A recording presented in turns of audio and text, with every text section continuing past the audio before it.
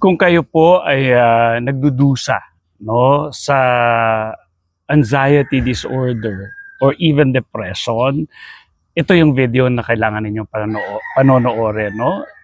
Medyo mga 30 minutes itong video na ito. Hatiin ko to sa tatlong parts, no? Ang kabuuan nito nasa YouTube. Okay? Para maibsan, no, or ma-relieve kayo sa inyong mga pagdurusa at pabigyan kayo ng pag-asa. Okay? Yun ang pinaka the best doon. Okay? So, ito namang mga videos na ito'y libre. So, anong oras na? It's 6 o'clock in the morning. No, eksakto. So mamaya-maya lalabas na yung araw diyan sa likod at ako po ay nasa garden namin, nasa ilalim ako ng puno ng alateris. Okay? Para maiba naman yung background natin at yung feeling ko para magkukwentuhan lang tayo, no, sa araw na ito. It's Sunday. Happy Mother's Day po sa lahat, no?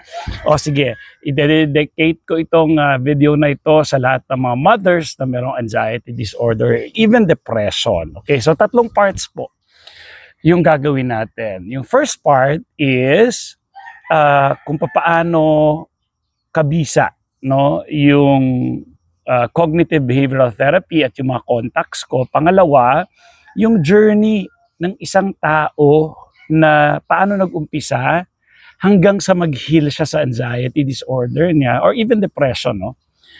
At pangatlo is yung galing at some basic ideas kung paano nahi-heal gamit ang cognitive behavioral therapy. Okay, so let's start. No? Again, yung kabuuan ng video mapapanood sa YouTube. Okay, pero ito, hatiin ko to. So parang may 3 minutes lang, may 10, tapos 30 minutes. No? Kung saan yung mahuhuli ninyo, yun yung mapapanood ninyo. Okay, so first is, idea lang, no? May pag-asa po talaga kapag may anxiety disorder yung tao. Curable po siya. Okay, klaro, curable. Dun sa mga taong nagtatanong na curable. Kung curable ba siya? Yes. 100% curable. Okay? Ang anxiety disorder. Okay? Pero ang anxiety, hindi. Okay? Ang anxiety, kasi pareho yan ng joy, yung nararamdaman natin. Yung anger, disgust, ano pa ba? Fear, anxiety. Anxiety tsaka fear, magkadikit, no? Lahat ng natural, normal na emotion ng tao, ang anxiety ay parte. Kaya hindi siya pwedeng mag-heal dun. Kasi isipin niyo kung wala kayong anxiety, hindi na kayo magtatrabaho. Hindi na kayo mag-aalala eh. Paano? Wala ka nang pakialam para mapakain yung pamilya mo kasi wala kang anxiety. Halimbawa, estudyante ka, dahil wala kang anxiety, hindi ka na mag-aaral kasi wala kang anxiety. Kung wala ka anxiety, tatawid ka lang basta-basta sa kalye kasi wala ka anxiety eh. Okay? So again, ang anxiety, katulad ng joy, kaligayahan, even anger, ay parte ng katawan natin. So hindi pwedeng mawala ang anxiety. Tandaan na, ang mawawala lang ay ang disorder. Okay? Kasi ang tao, makita mo, si nanay, si tatay, galit, nag-aalala, kasi yung anak niya wala pa sa bahay, gabi na. So masaya kasi niregaluhan mo. So lahat yan natural, normal emotions ng tao. So hindi pwedeng mawala ang pag-aalala ng isang tao, okay? Ang gusto natin mawala ay yung disorder. Ano yung sabihin ng disorder? Yung hindi ka na lumalabas ng bahay. So disorder na yon. Yung buong araw preoccupied ka, wala nang joy, puro worry na lang, puro anxiety na lang yung nararamdaman mo. Okay? Nangangayayat ka na, hindi ka na nakakatulog. So disorder na yon, kasi yun yung epekto. Kasi ang mga taong wala namang anxiety, mag-aalala sila ng kakainin nila pero makakatulog pa rin sila. Okay? Mag-aalala sila kasi may exam sila. Yung iba, makakapagpahinga pa rin, no? Pero ang anxiety disorder kasi, talagang hirap na yan, no? So, yun ang pwede nating tanggalin, yung disorder. But yung anxiety, para lang i-manage, ay hindi matatanggal. Pwede ba akong mag-Indian seat? Gusto kong mag-Indian seat. Okay, sige, mag-Indian seat tayo para mas komportable at mahaba-haba itong usapan na ito. Hindi ako portable. Ayaw mo na. O, sige, ganyan na lang. Okay, lumalabas na yung araw. Okay, klaro na ha. So, dito ako makukontak sa taas. Kasi alam niyo importante ang kaalaman. Kapag nagkaroon na kayo ng kaalaman, nalilesen na yung takot. Ibig sabihin na itama na yung kaalaman ninyo sa blood pressure, sa inyong health anxiety, no? Yung agoraphobia hindi na makalabas, no? Or ibig sabihin ng agora kasi open space, so takot na siya sa mga open spaces. Tapos may mga taong takot din sa specific na experiences nila. Halimbawa, takot na sila mag-tricycle, takot na sila mag-MRT, mag-jeep, mag-bus, magbiyahe ng malayo, lumabas ng bahay, or mag-isa na lang sila, takot na sila. Dahil yun, sa mga maling pag-iisip nila na ginawa nila sa sarili nila. So kailangan yun po yung itama. So kaya importante talaga no na magbabayad tayo sa therapist. Kasi sa totoo lang, maliit lang yung ilalabas ninyo kumpara sa epekto nito sa buhay ng tao. Okay? So, yun no, imagine mo kung nagbigay ka lang ng konti at naghanap ka ng therapist or ng coach, kagaya ko, na ako ay certified ng cognitive behavioral therapy from CBT Australia, nag-aral ako doon, at ako na may graduate din ng BS Psychology. By the way, pag natapos na ako mag-masters ko, magkakaroon na ako ng sarili kong clinic. Ayan, tandaan niyo medyo mahal na yon pag may clinic ako kasi meron na akong rental ng clinic, may susweldohan ng mga tao, so tataas talaga yon. Kaya ngayon, samantalahin nyo na ako habang hindi pa, kayo magbibigay ng kakayanan ninyo sa akin. Hindi ako nagpipreso dahil tulong po ito. Ito po yung advocacy ko. Okay? So mahal talaga ang CBT. Okay. So yun po, no? Now, pag-usapan na natin ulit yung journey. Na-discuss ko na to dun sa isa sa mga videos ko, yung journey ng mga taong nagkakaroon ng anxiety disorder, kahit hindi komportable yung aking pagkakaupo. Tutuloy natin. Sige. Well, nangyayari yan, first, iba-iba. No? Basta ang eksena, nagkaroon siya ng unang panic attack niya. Pagka-panic attack niya, yung may mga pera, tumatakbo sa ER. Pagdating sa ER, sasabihin ng doktor, normal lahat. Okay? Normal lahat ang ang katawan mo, yung hindi ka nag-heart attack. Kasi pag heart attack, nakikita yun sa dugo. May enzyme doon na yung puso mo, nag-heart attack. So, sasabihin niya, hindi, walang heart attack, nag-x-ray, clear naman, ECG, and all.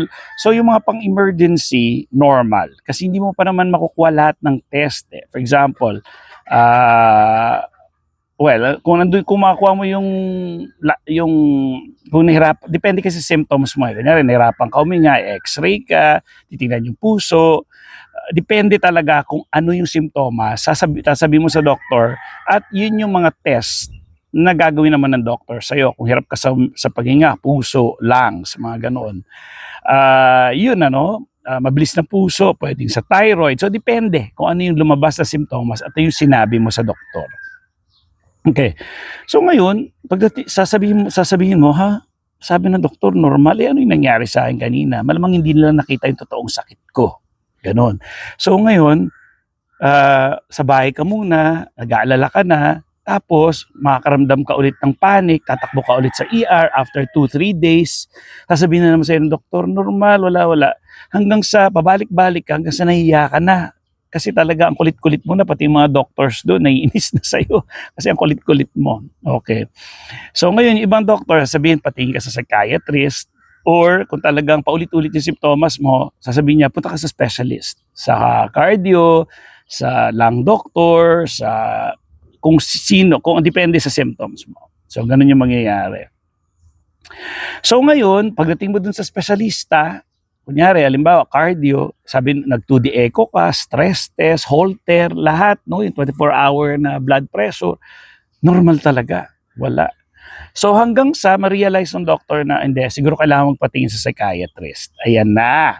Okay, so ayan na. So syempre, marami ka nang nagastos at marami ka pang gagastusin hanggat hindi ka nagkakaroon ng tamang kaalaman. No, kasi talagang ang tao, kailangan niya masurbol siya kung ano yung nangyayari sa kanya. Okay? So ang dami mo na nagastos dahil doon. Okay? So ngayon, dadating ka sa punto na ayaw mo na gumastos, kagaya nito, nakikita mo na yung pag-asa, ayaw pa rin gumastos. Sa kung anumang dahilan, I don't know. Pero ang gusto ko lang sabihin is, dapat ma-prioritize ninyo yung mental health ninyo kasi sayang ang buhay. pag nagkaroon kayo ng tamang kaalaman lang, makakalabas na kayo ulit, makakapasyal na kayo with family, makaka-attend na kayo ng mga parties ninyo ng kaya. Okay? Sa mga una, siyempre may pag-aalala pa rin yan, pero dahil sa na-expose mo na yung sarili mo, natutunan mo na, nalalaman mo na, o nga no, wala naman pala nangyayari talaga sa akin, ako ba naririnig nyo pa? O, sige. Na ma-realize mo na okay, nakakaipon ka na ng mga evidences na o nga, lumabas ako kahapon, grabe nervous ko, pero wala naman nangyari. Anxiety lang pala talaga. So day 2, lumabas na naman ako kanina, grabe nervous ko, matino ako ng party, pero wala naman nangyari sa akin, grabe lang yung nervous. Day 3, day 4, day 5, day 100, na hanggang sa ma-realize mo, o nga, tama si coach. Pang ilan ko na to, paulit-ulit lang, tigas ng ulo ko. Okay, ano ba yung rason bakit nag-uulit-ulit yan? Nagulit-ulit yan kasi naka-develop ka na ng neuroplasticity sa brain. Kagaya rin niya ng isang tao or bata no, na nag-aral magsulat. Una, letter A muna, letter B, letter C, letter D. Ilang araw yan, no? Bumabaon na yun sa utak, yung learning na yon. So ngayon ba, tingnan mo, pag isusulat mo ba yung pangalan mo, iniisip mo pa kung paano isulat yung letter J, E, R. Hindi na, di ba? Ang bilis na.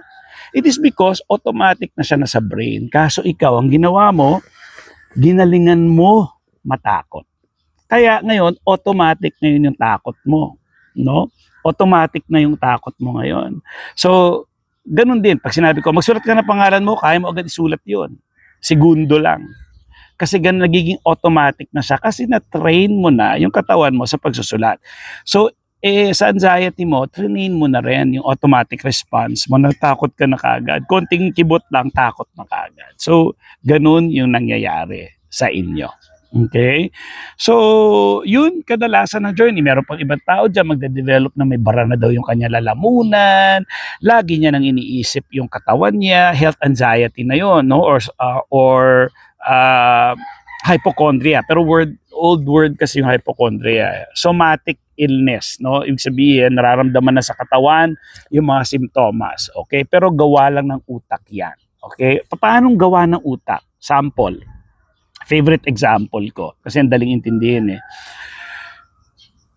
Makita ka ng totoong mangga, makita pa lang mga ngasim, o kaya nakita ka ng katabi mo kumakain ng asim, tapos asim na asim siya sa mangga, tinitingnan mo pa lang, apektado ka na. Pati ikaw nangangasim ka na. Kaya nakita ko sa Facebook yung mga memes na ang asim-asim ng mangga, kinakain niya. Tapos sabi niya, gusto mo? Tapos biglang daming laway na lumabas na sa bibig niya. Pero parang siya normal na normal yung itsura. Kasi apektado siya dun sa reaction din ng tao na kumakain ng mangga. Hindi pa siya kumakain So may epekto na kagad sa katawan, no? Pati ang imagination. Mag-imagine ka lang ng manggang hilaw na ang sarap, may bagoong, na maalat, na maanghang sa iba. So, kahit nga ngayon, tinan mo, kinukwento ko lang sa inyo, may epekto na sa akin na nangangasim na ako. Wala pang mangga yan. So, ganun ka-powerful yung brain natin na nasa isip lang, pero nagmamanifest na sa body. Nagkakaroon ng pangangasim at talaga may lumalabas na laway sa loob ng bibig kahit walang mangga. Imagine. So isipin mo na lang kung ano yung mga nakakatakot mong iniisip na nagpapalabas ng adrenaline, stress hormones, mga cortisol. Yung pag nag-isip ka, kakabahan ka na. So yun yung epekto, no? Kinakabahan ka na, nanlalamig ka na, naninigas na yung muscle mo, nanlalabo na yung mata, nahihilo na, nakit na yung mga dibdib. Again, ito ay kung anxiety disorder lang. Kaya nga sinasabi ko, importante na ma-rule out ng mga doktor ang mga totoong sakit. Kapag wala kang sakit at talaga anxiety disorder lang, ito yung paliwanag na yon. Okay? So, yung ibang tao naman, napapansin na yung kanyang paghinga lagi, baka daw makalimot sa huminga kung paano, imposible po yun. Gawa na yan ng mga takot ninyo. Kaya kailangan ninyo ng isang coach o ng isang therapist na magaling sa cognitive behavioral therapy. At pinaka-the best pa, yung merong anxiety dati, ako yun. Kasi napagdaanan ko na, nagawa ko na yung solusyon, kaya sinishare ko sa inyo. So anyways, mabalik na tayo. So yun na, may mga, yung hirap siya sa panghiga, sabi ko nga sa kanya tayo, nung wala ka pang anxiety, huminga ka lang simula nung pinanganak ka. Huminga ka na, hindi mo naman napapansin yan. Okay? Pero ngayon, pansin na pansin mo na yung paghinga mo. Okay? So, hirap na hirap ka ngayon kasi talagang pinapansin mo yung paghinga mo eh. May eksperimento akong ibibigay sa inyo. Kung ano man yung pwesto nyo ngayon, o lalo na yung mga nakaupo. For example, ngayon nakaupo ako sa duyan. Papakiramdaman ko ngayon, o kayo, kung nakaupo kayo, ano ang pakiramdam ng puwet nyo ngayon sa kinakaupuan ninyo? Halimbawa ako, kasi canvas yung tela nito, tela siya, so hindi matigas, komportable, masarap yung inupuan ko, malambot, medyo ini-squeeze niya yung puwet ko kasi yung paupo ko pag ganun. So yung lahat ng weight ko gumaganyan. So nararamdaman ko ngayon sa dalawang puwet ko yung tela. Ano pa? Well, nakasuporta yung likod ko sa duyan, no? Kaya okay naman. Ayan. Ngayon tatanungin kita, nung hindi ko tinanong sa'yo, yung puwet mo, naramdaman mo ba yung inuupuan mo? Hindi, di ba? Pero nung sinabi ko sa'yo, pakiramdaman mo kung ano yung inuupuan mo, kagaya ng paliwanag ko, kaya mo explain lahat. Bakit? Kasi nilagyan mo ng atensyon. Ganyan ang paliwanag kung bakit hirap na hirap ka sa paghinga mo. Kasi binigyan mo na ng atensyon na talagang pinanganak ka, humihinga ka naman dati. Dahil binigyan mo ng atensyon at sinanay mo yung sarili mo matakot, ganun ka na araw-araw. Kaya naayos yan. Okay? Pwede nating ayusin yan. Maraming ways kung paano yan ayusin. Una, syempre, yung kalamanan. So, yun, no? Ito yung mga basic na ng mga CBT, no? So, by the way, ang cognitive behavioral therapy is the gold standard, no, of psychiatry, even yung mga neurology, kung nagdi-deal with anxiety disorder, no? First line of defense yan. Yan ang gold standard ngayon. Ibig sabihin ng gold standard, proven, scientific base, mataas ang success rate niya. Tingnan nyo kung paano ko pinapaliwanag sa inyo. Dami ang comments yan. Nakakapanood lang ng video ko, ayos na eh. So, nagkaroon na sila ng tamang kaalaman, nawawala ngayon yung takot. You see, ganun ka-effective siya. Hindi pa tayo nag-uusap niyan. Eh lalo na kung nag-uusap tayo. Okay? Ang bilis lang niyan. Usually, ang cognitive behavioral therapy, mga 12 sessions yan dapat, max. Maximum yan. Pero base sa experience ko, 2, 3, ayos na. Konti lang umaabot sa akin ng 4. No? Konti lang. Ayos na sila. Okay? So, ganun kagaling ang cognitive behavioral therapy. Kaya nga kaya nga talaga mahal siya eh. Kasi ganun ka bilis, ganun kagaling ang cognitive behavioral therapy. Again, libre itong mga videos na ito kung kayo ay talagang walang pera. Pero kung meron naman, mas importante ba i-prioritize niyo yung bagong telepono or bagong sapatos, bagong damit kaysa sa inyong mental health? Isipin ninyo. O kunyari ganito ha, kasi ang binayad ko dati sa St. Luke's, no, kasama assessment nila, kinumpute ko na per session, bali lumalabas. Again klaro, assessment, saka yung session. Okay, lumalabas pag inad ko at dinivide ko siya sa 6 kasi 6 session yung package nila. Kung i-divide ko sa 6 yon, nasa around 6,000 siya per session. So ganun kamahal, okay?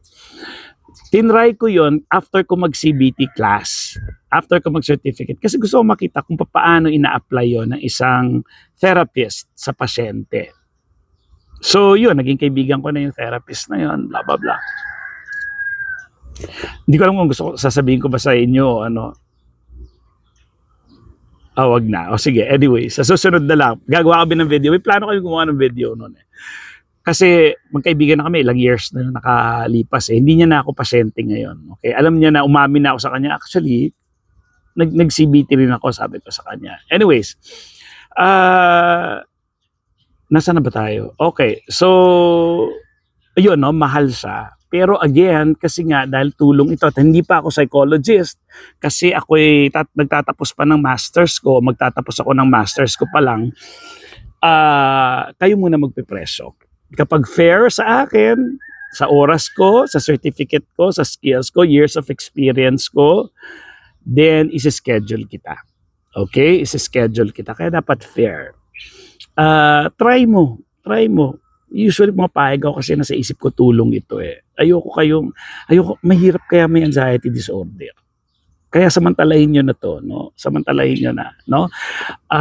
So, that's the idea. Basically, I think, nasabi ko na yung 3 parts, no? Paano ako makontak, ano yung journey ng tao, at some basic cognitive behavioral therapy tools, no? So, with that, dapat po ay diagnose muna talaga tayo ng doktor para talagang ma-rule out yung mga totoong sakit kung meron man. Kung talagang hirap kayo sa paghinga, baka may sakit talaga sa lungs. So importante na masabi na hindi, wala kang sakit, talagang perfectly normal lahat, healthy ka, mag-exercise. Ito pa, yung mga tao takot na pala mag-exercise, takot na gumalaw kasi daw titibok yung puso nila, which is very, very wrong. May iba rin pala tao na hindi na kumakain kasi natatakot na sila sa mga kinakain nila. Naku po, mali po yun. Kaya mag-usap tayo. Okay? So, hindi ko na patatagalin. Hindi ko na paabutin pala na 30 minutes to. With that, maraming salamat. Let's talk. Pa-schedule na kayo. By the way, pila lang po ng konti. Kaya medyo magtitiis kayo, ha? Tapos, ganito, medyo suplado yung mga responses ko sa text. Kasi ang dami, busy po ako eh. Nilalagay ko lang doon. Sinabi ko, sige, magkano ang kaya mong ibigay sa akin? Kapag magtatanong ka pa ng magkano po, mga ganon-ganon, hindi na ako sasagot sa ganon. Kasi kaya ako nagtatanong na doon na magkano ba kaya mo? Pag sinabi po magkano, wala akong idea, hindi na ako sasagot. Sasagutin ko na muna yung may makakasabi. Yun na lang. Okay? Kasi nga po, busy talaga ako. At gusto ko seryoso lang. Dami kasi hindi naman seryoso. Okay? So sayang yung oras natin. So with that, maraming salamat. Bye!